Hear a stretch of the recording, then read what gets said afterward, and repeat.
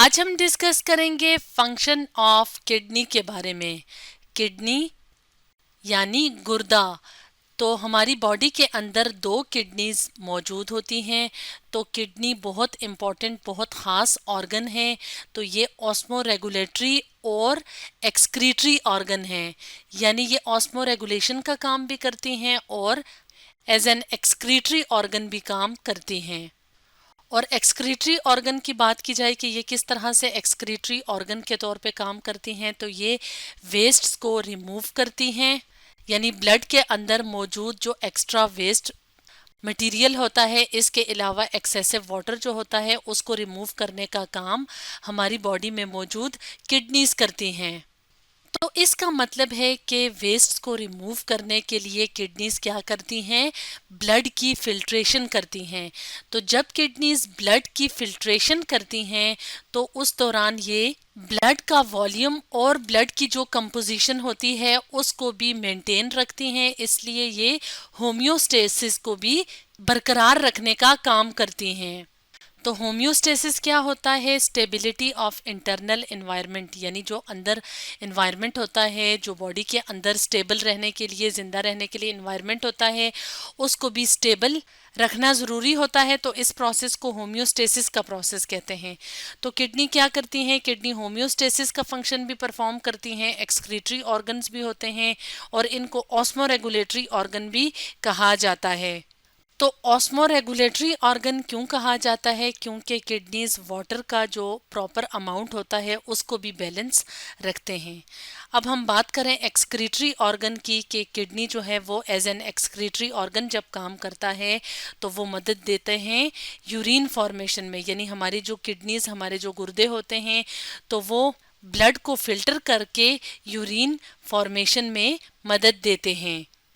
और urine formation में जो स्ट्रक्चर्स इन्वॉल्व होते हैं वो मौजूद होते हैं किडनीज में, और वो होते हैं किडनीज के फंक्शनल यूनिट्स जिनको कहा जाता है नेफ्रॉन।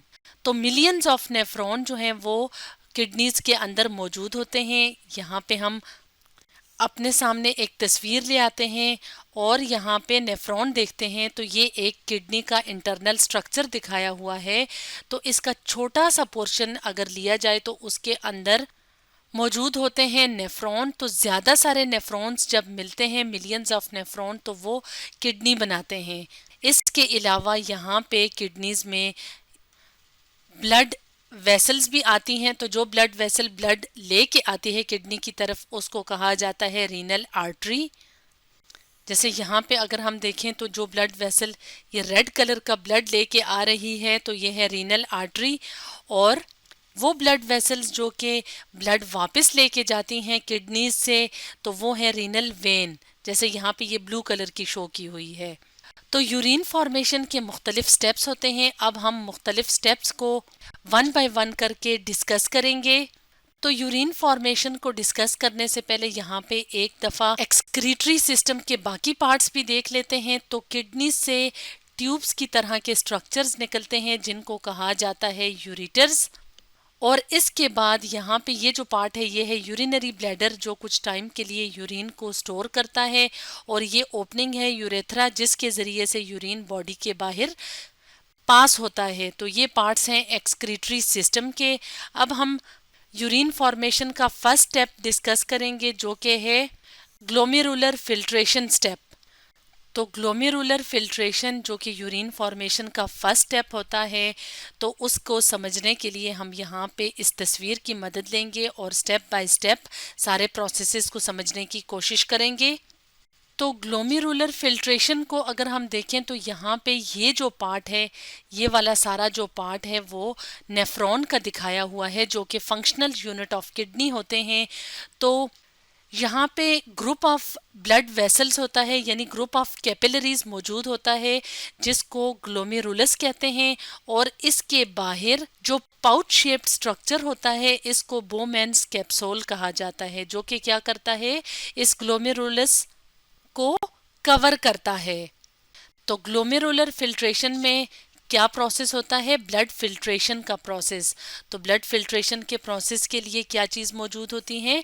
नेटवर्क ऑफ कैपिलरीज मौजूद होती हैं। जैसे हमने यहाँ पे देखा कि ये क्या है, कैपिलरीज का नेटवर्क मौजूद होता है। तो यहाँ पे first step of urine formation start हो जाता है।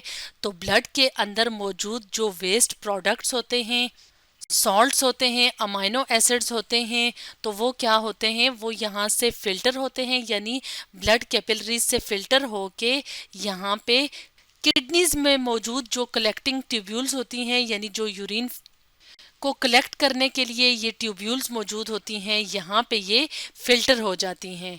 तो water, sugar, salts, amino acids, nitrogenous wastes, ये क्या हो जाती हैं, यहाँ पे ब्लड से फिल्टर हो जाती हैं। लेकिन जो बड़े बड़े पार्टिकल्स होते हैं, जैसे बड़े साइज की प्रोटीन्स होती हैं, ब्लड सेल्स होते हैं, तो वो यहाँ से फिल्टर नहीं होते। सिर्फ जो फिल्ट्रेबल मटेरियल्स होते हैं वो यहाँ से फिल्टर होके तो इन जो किडनीज की ये वाली ट्यूब्यूल्स होती हैं यहाँ पे एंटर होते हैं। तो ये वाला जो स्टेप होता है, जो फर्स्ट स्टेप होता है यूरिन फॉर्मेशन का, इसको ग्लोमेरुलर फिल्ट्रेशन कहा जाता है, क्योंकि यहाँ पे फिल्ट्रेशन ग्लोमेरुलस के थ्रू हो रही है। और ग्लोमेरुलस, जैसे कि हमने जिक्र किया था कि ये क्या है, एक गुच्छा सा होता है कैपिलरीज का। नेक्स्ट स्टेप होता है रीएब्जॉर्प्शन स्टेप।